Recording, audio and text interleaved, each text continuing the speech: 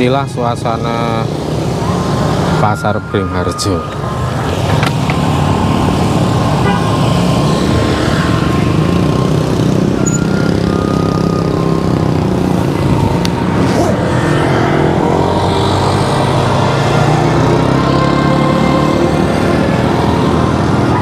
Ini kita akan menuju ke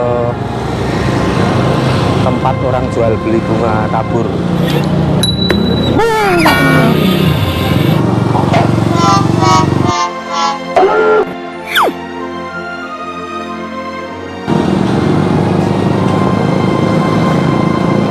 Kacau itu, orang nerima telepon langsung ngerem, ngasih sen udah ngerem dulu ya.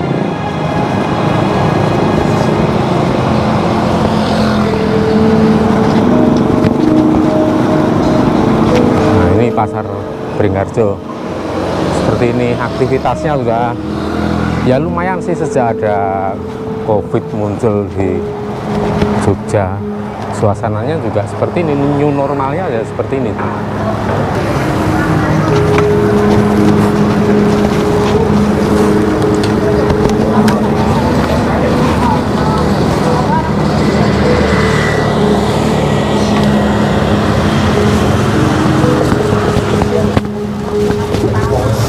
Pripun Bu kabare? Sehat toh? Ngaruhke mawon, sing penting sehat.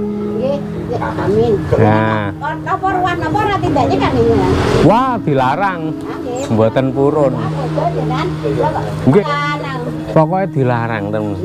Sing larang mboten anu yang malah pun pikantuk dawuh pun rasah nyekar pun ngoten niku. Tahanane nggih. Ning kira sewulan malih napa Agustus ora pun anu. Digrak wis saniki napa wonten ngoten iki di normal-normal nggih ngoten iki. Ajeng tumbas anu Dilinggo Bengle. Enten.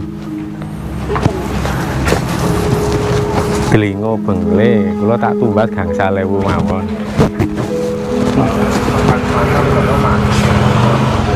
Sak cekap mawon mboten sah kathah-kathah. Lho.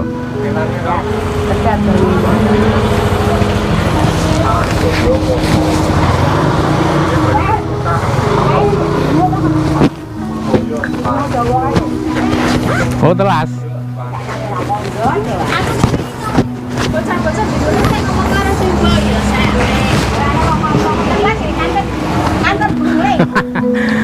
Anu, nggih.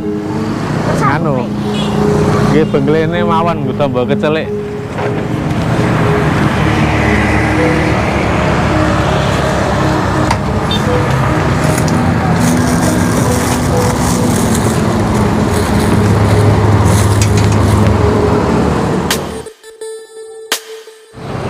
Ini teman-teman, sedulur-sedulur semua, ini kita berada di lampu merah depan Monumen Serangan Umum 1 Maret atau Benteng Vredenburg. Di dalamnya itu ada Museum Diorama. Nah ini kita sekarang berada di posisi lampu merah tepat di titik 0 km nih sedulur-sedulur. Ini saya barusan tadi beli Delingo dan Bengle serta bunga gambir di tempatnya Bu Mardi, rencananya begitu, tapi nggak ada. Saya mau beli Delingo Bengle itu, tapi Bu Mardinya nggak mau dibayar, padahal banyak.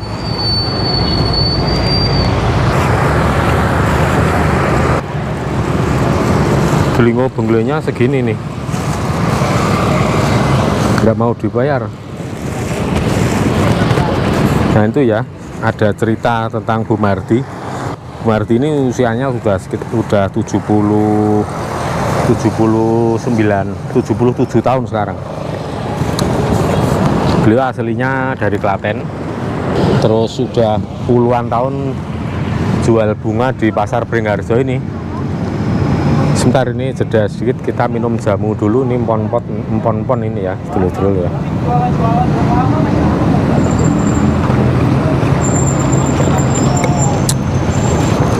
Ini jamu empon-empon ini bikin sendiri. Wah, enak sekali. Jadi Bu Mardi itu ceritanya salah satu penjual bunga yang ada di Pasar Beringharjo ini, dan posisinya memang ada di pinggir jalan seperti itu. Nah, Bu Marti ini dulunya ya biasa-biasa, jadi penjual bunga pada umumnya itu dagangannya juga nggak banyak-banyak amat. Tapi kemudian setiap kali kita belanja, Bu Marti ini kebetulan juga menjadi langganan saya. Jadi ketika saya mau ada ritual, ada nyekar, ada acara nyekar ke Pasaran Agung Kota Gede, Imogiri, jadi kalau beli bunga itu kan bisa 200.000, 300.000. Bahkan kalau anak-anak semua pada kumpul itu, seluruh Indonesia pada kumpul, nah itu biasa kita bisa beli bunga itu sampai 400-500.000.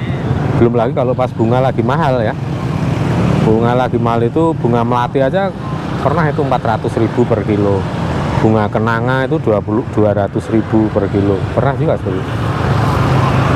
Nah, pada saat kita belanja bunga ke Bu Marti ini, dia selalu memberikan lebih dari harga yang umumnya atau harga wajarnya. Dia selalu memberikan lebih, artinya dikasih murah itu. Tapi bukan berarti kita dikasih murah begitu ya, terus nggak ngambil untung, itu enggak. Tapi Bu Marti ini maksudnya begini, jadi misalnya saya beli 100.000, Bu Marti ini selalu memberikan bunga sebanyak, kalau orang beli itu ya 150 atau 200.000. Jadi bisa 50% atau bahkan 2 kali lipat lebih banyak, karena itu Bu Marti sendiri berniat untuk ikut ulu bekti atau ikut nderek nyekar sebagai bakti Bu Marti pada para leluhur. Karena dia sendiri kan tidak bisa marak sowan langsung ya. Yang bisa marak sowan langsung ya kita-kita ini, dan dia hanya, Bu Marti itu hanya titip bunga aja. Nah, tapi ya bagus lah, perubahannya bagus sekali, karena sejak itu Bu Marti kelihatan ya, dagangannya mulai banyak, mulai makin laris, melayani acara-acara manten, acara-acara pernikahan gitu, untuk bunga-bunga rangkai dan lain-lain ya. Jadi ada perkembangan yang bagus sekali, yang signifikan. Ya, saya pikir memang tidak akan sia-sia, seperti kata Eyang Adisoro ya, garwo atau permaisuri ingkang sinuwun Sri Sultan HB ke-8 itu pernah ngendika, kalau ya siapapun orang itu kalau mau marak sowan ke leluhur ya, sering marak sowan ke leluhur ya, kalau saya istilahkan ya, wong sing senengane dolan nang kuburan itu uripe itu pasti beda, hidupnya beda dengan orang lain yang tidak pernah sama sekali ya. Jadi orang yang mau pergi marak sowan ke para leluhurnya itu hidupnya kan jauh lebih tenang, menghadapi situasi apapun itu jauh lebih tenang, karena semacam punya sifat kandel gitu ya. Ada yang namengi, ada yang membimbing, mengarahkan. Jadi misalnya ada sesuatu yang bahaya, misalnya ini ada bencana alam, itu ya sebelum terjadi biasanya sudah ada sinyal-sinyal, ada pertanda yang disampaikan oleh para leluhur itu. Ya bisa melalui mimpi, bisa melalui langsung kalau memang Anda bisa berkomunikasi, entah itu mendengar suaranya atau bahkan melihat, ya itu bisa saja secara langsung. Tapi bagi panjenengan yang belum bisa melihat seperti itu ya, pesan-pesan itu bisa tersampaikan melalui mimpi atau firasat, atau jika tidak firasat pun itu bisa bersifat sesuatu yang sangat kebetulan ya. Jadi misalnya kayak keberuntungan, Anda merasa beruntung pada saat akan terjadi gempa, dilalah Anda posisinya berada di luar rumah, dan jadi tidak kena runtuhan rumah. Nah, itu kan seolah-olah kebetulan ya, tetapi itu sebenarnya tidak kebetulan, tapi ada kekuatan di balik semua itu yang sudah menggiring, men-setting Anda supaya selamat. Itu semua ada sebabnya ya, antara lain seperti itu. Memang Tuhan itu menciptakan rumusnya seperti itu, jadi semua nggak ada langsung tiba-tiba tanpa alasan terus selamat itu ya. Semua pasti ada upaya, cara ya, entah itu melalui leluhur, melalui orang yang masih hidup dengan raga, orang yang hidup sudah tidak dengan raga atau leluhur, bisa semua itu bisa terjadi. Nah itu. Dan selain itu ya orang yang rajin, yang mengerti dengan leluhur, sing sopo temen bakal tinemu, sing sopo temen bakal tinemu, itu benar. Jadi orang-orang itu akan mendapatkan kesuksesan, akan meraih apa yang dicari, yang diharapkan jika serius dan fokus. Nah itu kalau orang-orang yang selalu mengunjungi para leluhurnya, setia tuhu para leluhurnya, itu ya itu saat tiba-tibanya nemu bejo, jadi sulit untuk dicelakai orang lain. Biasanya orang yang mencelakai itu dia akan celaka sendiri. Itu sudah hukum malamnya memang seperti itu ya. Lumayan ini panas, ini sekitar jam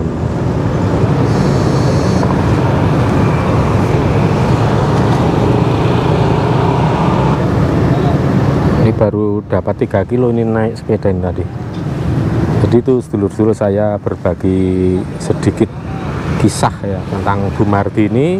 Akhirnya dia juga meraih hidup yang lebih tenang, lebih sukses. Dulu saya pas ketemu awal-awal Bu Mardi itu ya sering main ke rumah ya, karena banyak keluhan, sering sakit ini itu, cucunya, anaknya nggak kebenaran. Tapi setelah beliau rajin ya nitip ya untuk marak sowan ke leluhur ya di Mogiri, Kota Gede, dan di yang lain itu ya sekarang kelihatan tadi panjenengan lihat sendiri. Padahal itu sudah mulai sejak 5 tahun lebih yang lalu. Dulu lebih tua dari itu dan lebih ringkih badannya, sekarang malah kelihatan lebih segar, lebih bugar.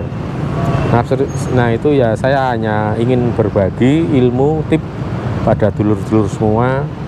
Jangan sampai di masa tua itu malah justru lebih berat, lebih sengsara hidupnya. Jadi ya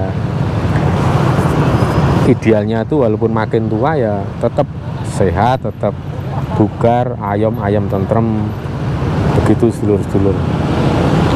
Dan tentu saja rezekinya juga lancar, tansah pinaringan kecukupan.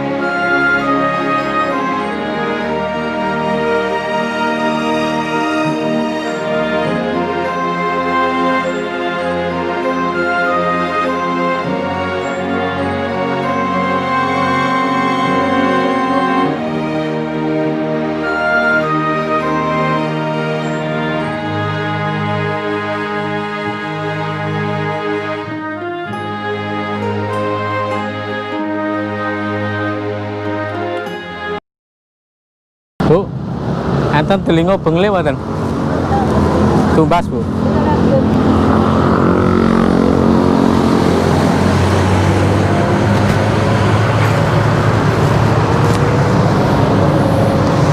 Dan kembang gambir enten? Kenapa? Oh, mboten tukul.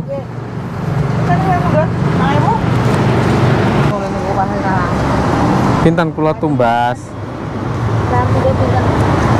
Mboten sakata-kata. 3.000 napa kawan 1.000? Pripun? Nggih. Ndek gawe jamu pon-pon. Oh, nggih saniki. Niku kok dawuhe kok wonten dikei sithik delingo alih bengle. Ada mau nyegah anu kok, Mas. Sing- barang rakyat. Nggih. Ini ya sedulur-sedulur ya, ini ya kemarin saya ada resep empon-empon. Itu sekarang ada perintah untuk tambah delingo dan bengle sedikit aja campur ke jamu empon-empon untuk mencegah sesuatu yang enggak kelihatan, gangguan gaib. Pun.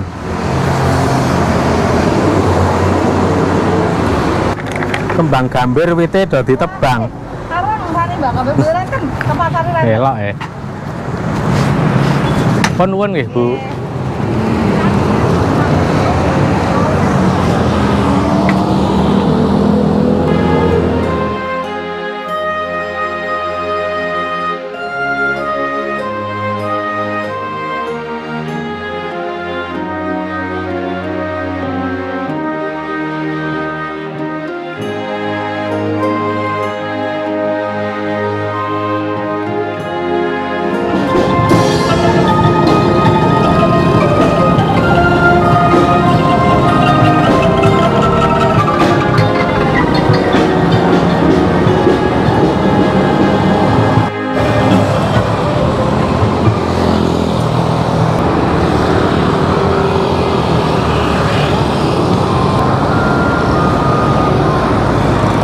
Itu bis Trans Jogja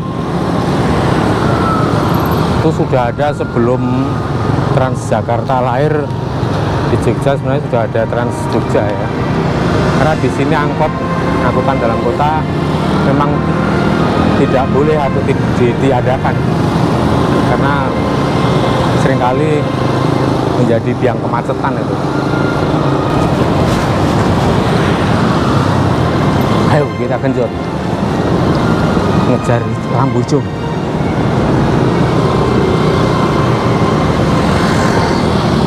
Wah, salib cah.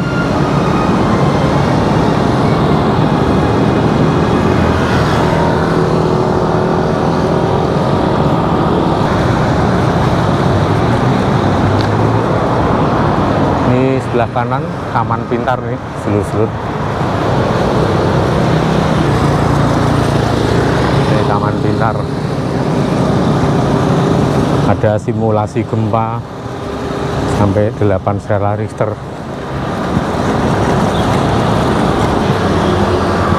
Kita menuju ke titik 0 km. Ini benteng Vredenburg ini sebelah kanan. Wah, bau wangi.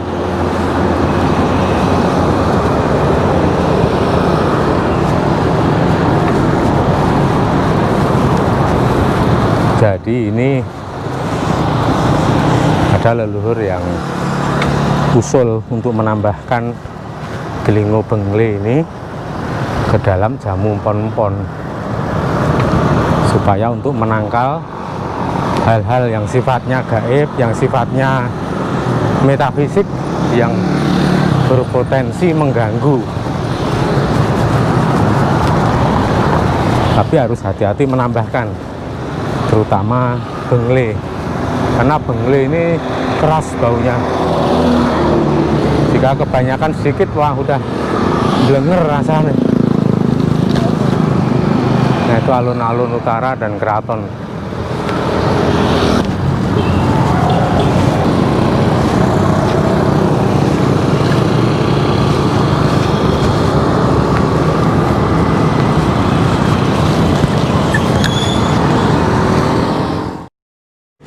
Kita akan melewati rute berpasir.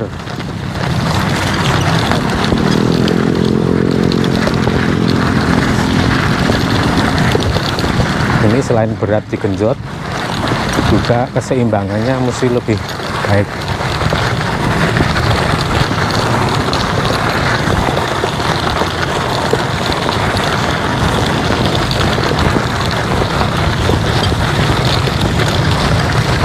Ini bagus untuk stamina ya, untuk melatih otot lewatlah jalan yang berpasir seperti ini.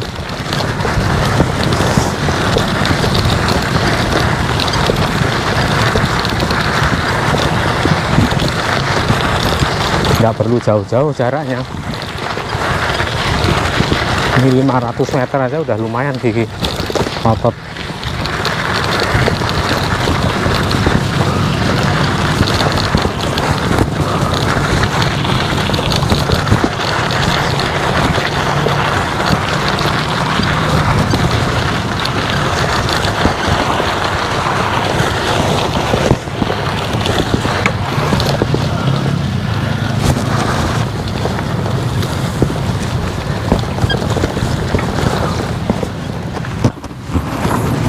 Ya sedulur-sedulur, jika Anda habis olahraga sedang mengayuh sepeda atau sedang sprint, Anda jangan berhenti, stop sedikit. Anda merasa kecapean, sangat berbahaya.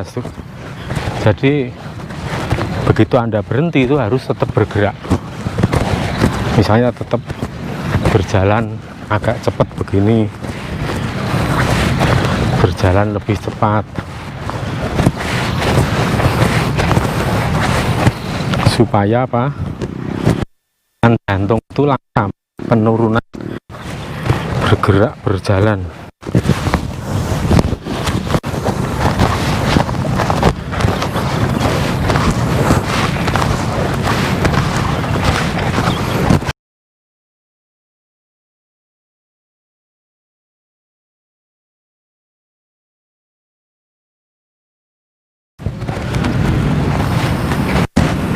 Kalau Anda habis olahraga berat, habis lari kenceng sampai megap-megap, kemudian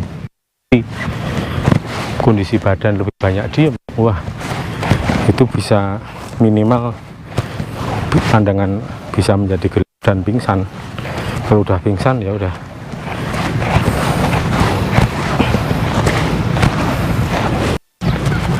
Tidur, pingsan, ke bawah lagi, ada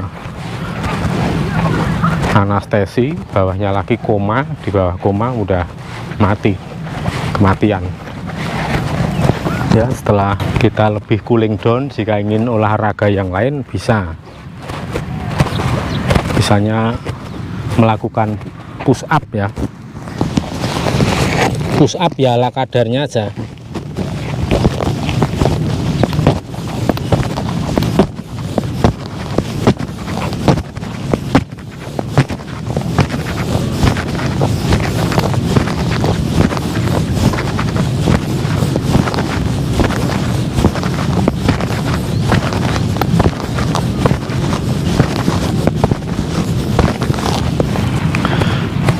Jadi sedulur-sedulur, untuk melatih otot kaki dan perut ke bawah serta nafas yang panjang, tentunya nafas yang panjang, Anda bisa melakukan latihan seperti naik sepeda, lakukan dengan cara santai, kemudian kombinasi dengan sprint ya, supaya bisa melatih otot jantung juga.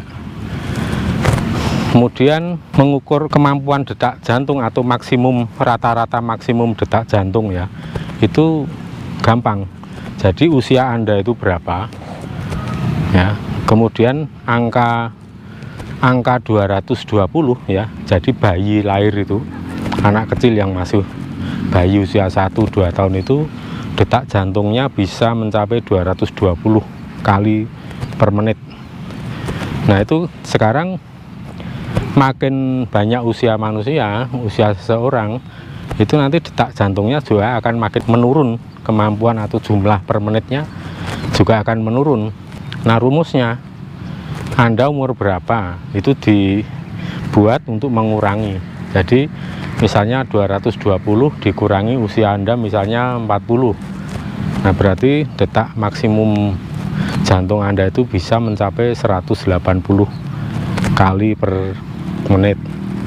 Itu standarnya. Kalau di bawah itu berarti ya kurang atau di bawah standar. Kalau bisa di atas itu berarti ya itu sudah kemampuan atlet. Nah untuk kemampuan atlet ini memang perlu latihan, ada efek anaerobik.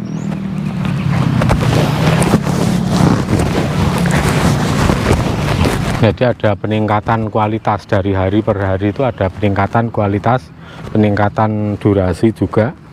Itu akan penting sekali untuk menentukan peningkatan daya tahan tubuh. Nah, jadi itu untuk melatih otot jantung bisa dengan sprint, bisa dengan jogging. Tapi intinya detak jantung itu usahakan mendekati kemampuan maksimal. Nah, untuk melatih itu nanti kalau sudah kemampuan maksimal, misalnya Anda 180, itu pertahankan, lama-lama nanti Anda bisa menambah, misalnya bisa sampai 182, 185. Nah, caranya ya mboko sidik seperti itu. Kemudian untuk melatih otot dada, otot lengan, tadi kan udah ya, otot perut ke bawah sampai kaki, itu dengan cara bersepeda kalau saya, dan melakukan sprint, kadang jogging juga, dan kadang-kadang naik gunung. Tapi untuk melatih otot lengan, otot dada ke atas itu ya kita lakukan push up. Nah, push up ini dilakukan tidak harus langsung banyak, misalnya 100 kali atau 70 kali, 50 kali, justru itu kurang efektif. Walaupun kita mampu sampai 50 kali, 60 kali, 70 kali, tetapi itu tidak kita lakukan. Justru yang lebih efektif itu lakukan push up 15 atau 20 kali, stop, terus nanti diulang lagi.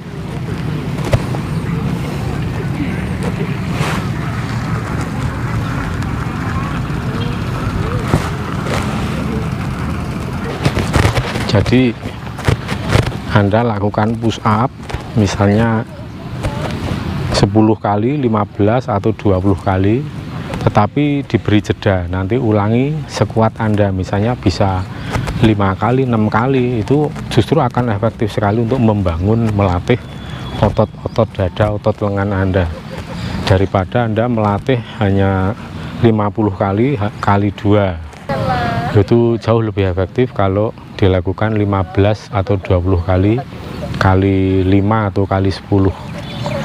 Begitu sedulur-sedulur, silahkan, selamat mencoba, tetap semangat, salam olahraga, namo buddhaya, salam sejahtera, rahayu, sagung titah dumadi, joyo joyo wijayanti.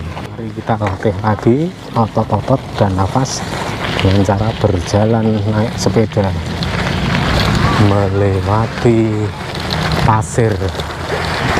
Tapi ingat, bannya yang normal standar aja. Kalau bannya besar ya percuma.